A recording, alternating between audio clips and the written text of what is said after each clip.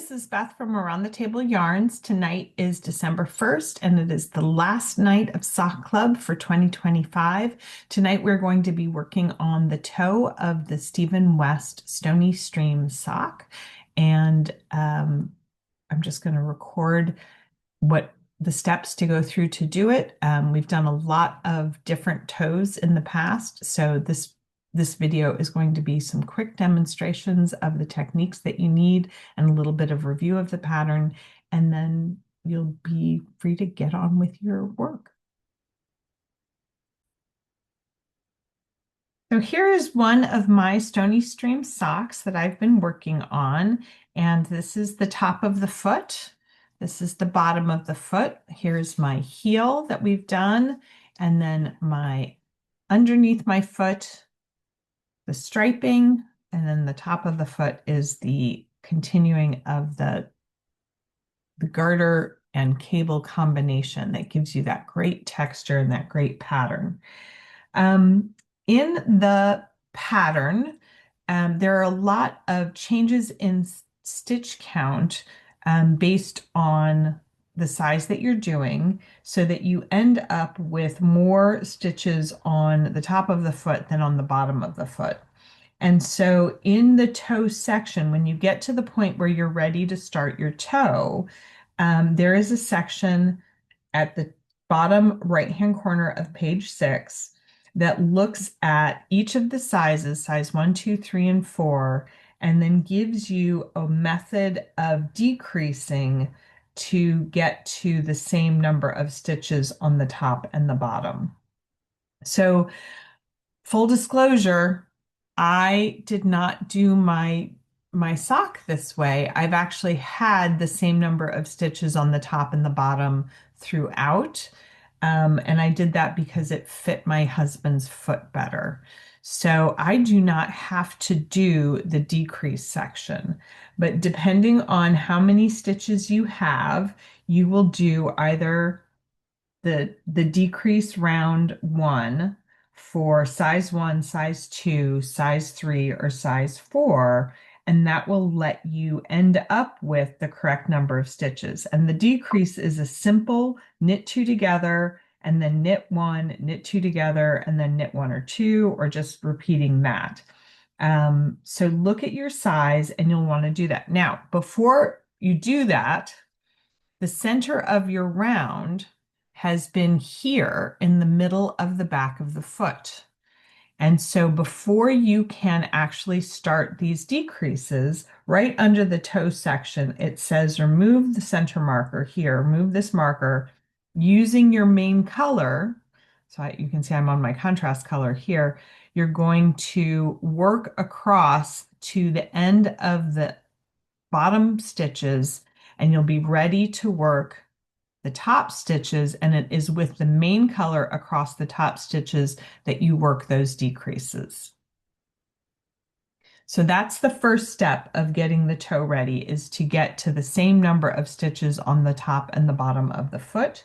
And I'm already there, so I'm not going to demonstrate that, but you just follow those quick decreases. It's just one row of decreases that gets you to the same count of stitches on the bottom of the foot and the top of the foot.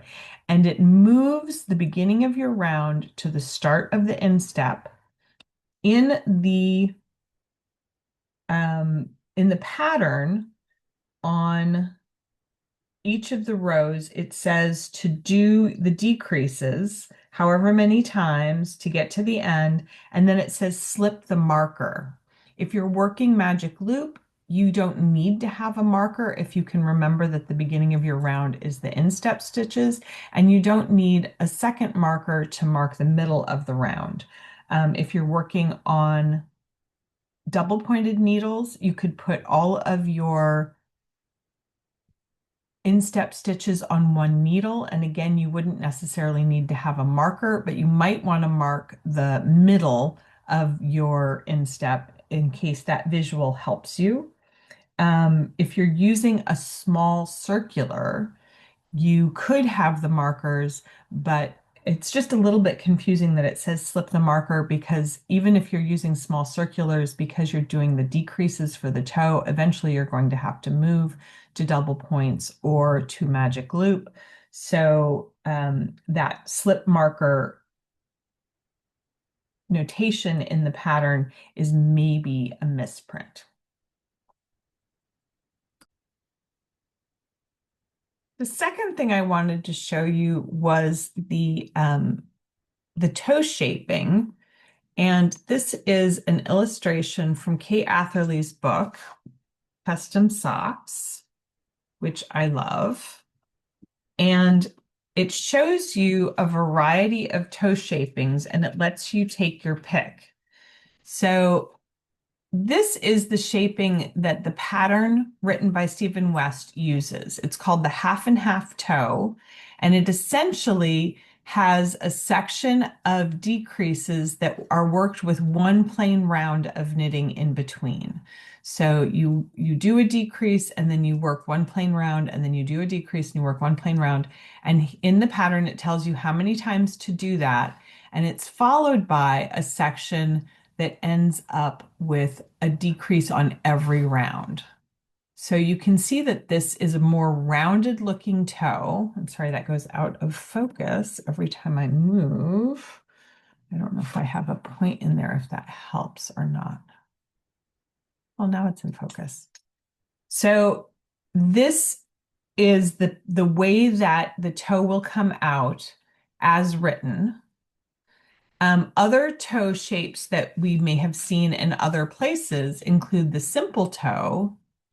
And then another one that we've used in Sock Club and have really liked is the barn toe. And so I just want to suggest that you can use the barn toe on this sock if you like the barn toe. And the difference between the barn toe and the half and half toe is that you create more of a curve and you have fewer stitches at the top when you're done. So to do this, you have a decrease row followed by two rows.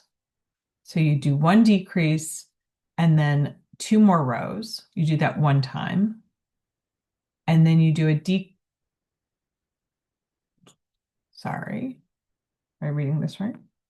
Oh, a decrease round followed by three rounds even. And then a decrease round followed by two rounds even twice, and then a decreased round followed by one round even three times, and then decrease every round until you end up with 8 to 10 total stitches. And at that point, you just cinch the stitches closed at the top of the toe. So there's no grafting in this toe. And it's a very nice way to do a toe because there's no grafting required. We've demonstrated that before, and we've used that before on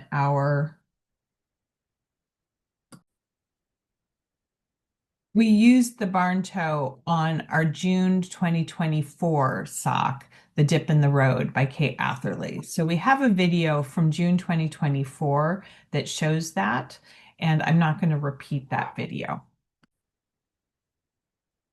So I just want to show the demonstration of the decrease method that you can use for either the half and half toe or the barn toe. And then I will demonstrate with a contrast color grafting, the grafting technique for the top of the toe. And I'll let you decide how you want to do it. So I started these and I knit two instead of knitting one. But I just want to show you on here to keep track of your stitches when you're knitting, to keep track of your rounds. You can, hello,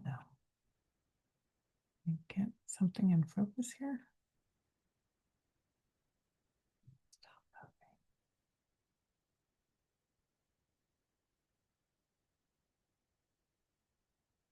I want to just show you here. You can see two stitches This is the row before the decrease. So in the row before, the round before the decrease, there are 2 stitches, and in the round of the decrease, there's only 1. So if you are counting to see how many rounds you have done past a decrease, you want to look for the 2 stitches turning into 1, and none of those, the 2 stitches is the round before the decrease, and the 1 stitch is the round of the decrease. It's the round after that that is your first round after the decrease. So 1, 2, there's another decrease round, and then 1 that's decreased there. So I just want to show you to be able to count from your decreases. You're always looking for where 2 merge into 1, and then counting the row above that as the first round after the decrease. So the decrease doesn't count as a round. It's usually the end of whatever sequence you're counting. So if you're doing it in every 3rd round, it's usually there. Or if you're counting from the decrease round, 2 more rows past that. And so you can see, here's my decrease round. And then we worked 1, 2, and then there was a decrease. And so I've done 1, 2, and now there's going to be a decrease. Now, notably, I have gone 2 stitches in from the end. I may pull that out and fix it, or I may decide it's fine. The pattern actually says to knit 1 stitch in from the end. So I've knit 2 stitches in from the end. I'm just going to keep doing what I've been doing. So the first decrease that you come to is an SSK. So an SSK stands for slipping the first stitch knitwise. So usually when you slip a stitch, you slip it purlwise. SSK, you slip it as if to knit it. And that turns so that the right leg of the stitch is now behind the needle. It's now behind the right needle. And then you do that again with the next stitch. So you're turning 2 stitches. Then you put the left needle behind the front legs of those 2 stitches. So you just put the left needle right down the center, wrap around the right needle, and bring the stitch through, working those 2 stitches together. And you can see that that makes an increase that leans in towards the left. Then we're going to work across to the other side. I'm going to get to, so in the pattern it says 3 stitches before the end, but as I said, I did 4, for whatever reason, I did 2 stitches of selvage. So I'm going to work to 4 stitches before the end to work my knit 2 together.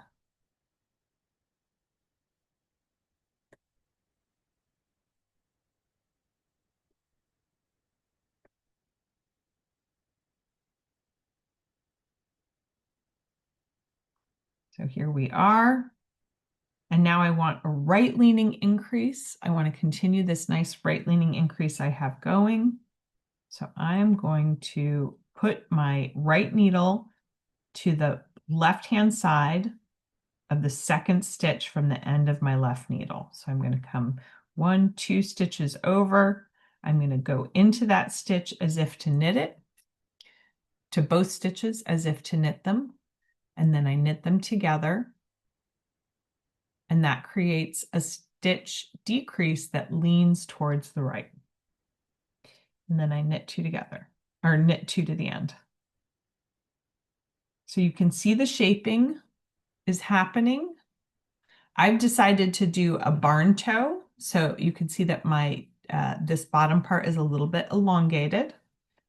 And I would turn now and work the same decreases on this side. But I just want to give you a quick demonstration of how to do the grafting. I'm not going to undo my knitting because I'm going to keep going.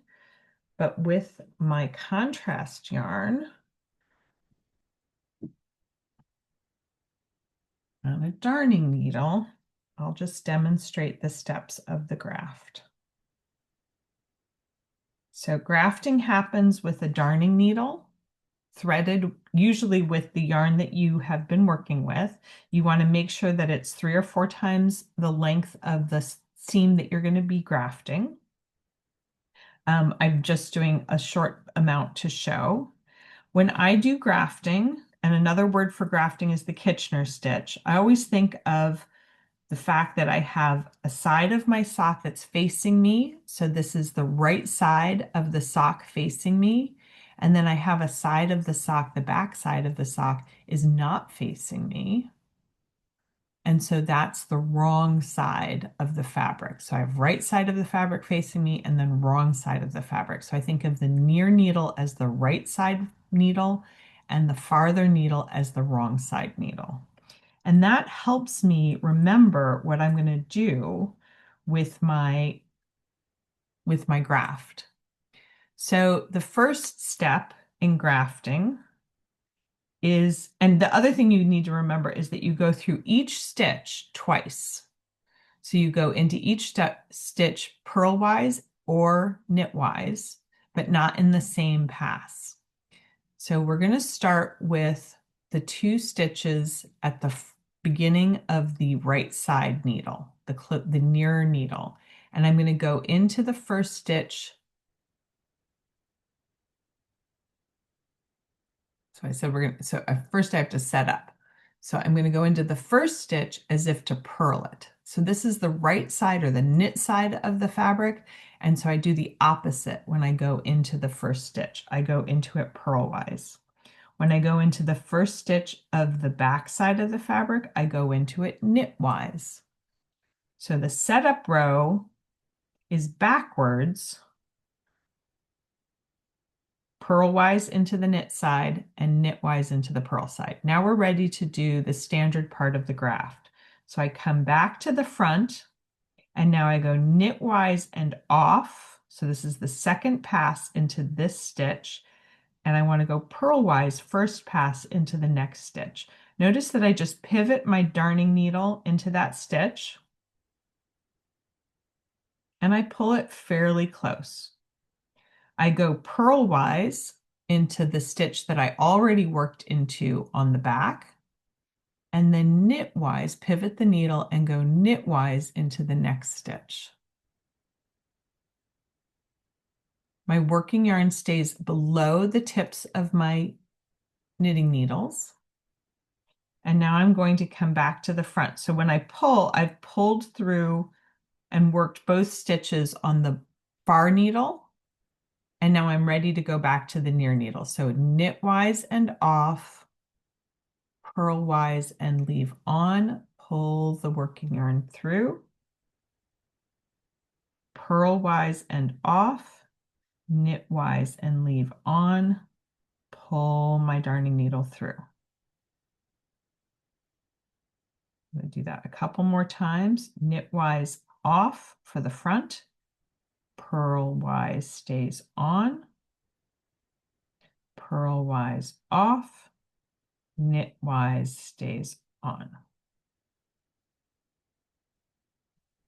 When you're done, as you can see, it makes a stitch. Let's do a couple more so you could really see it.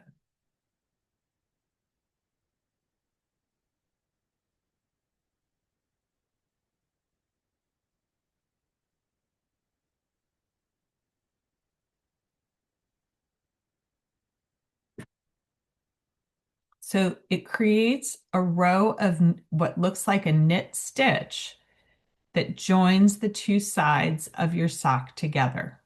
So it creates a flat row across the top of your sock. So you usually do this when you have like a third of the total number of stitches left.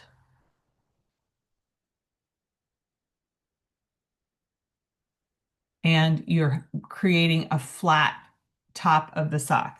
But in the case of if you only had 8 stitches, you would actually just take your darning needle and go through the first 8 and then through the other 8 and cinch them tight so they create a point at the top of the sock.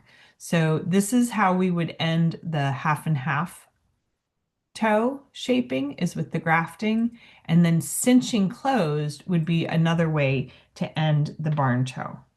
So I'm throwing those out there as choices for you, and let me know if you liked your choices or let me know if you have any questions. The number for the store is 216-230-9224. We will be doing our next sock club beginning in January. I believe it's the first Monday of January, which is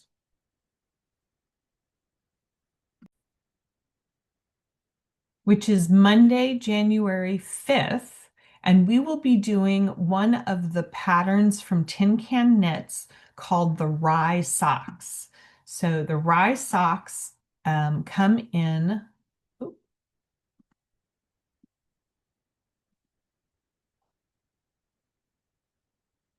The rye sock pattern comes in worsted weight, DK weight, and fingering weight.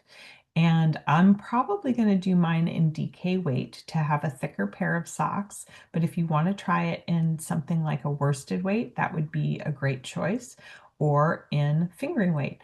All three of those patterns are free on Ravelry, so you'll be able to get them free on Ravelry. I will bring them up and show you.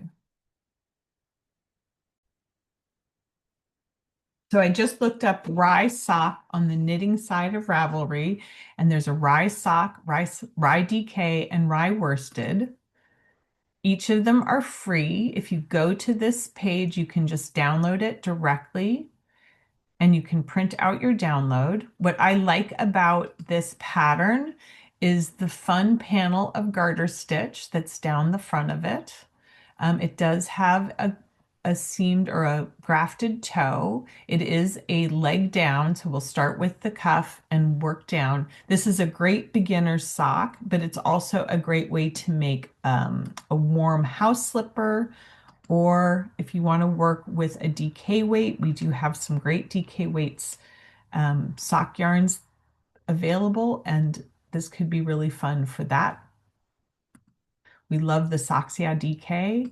And then if you just want to make it with a regular fingering weight sock yarn, we have that pattern as well.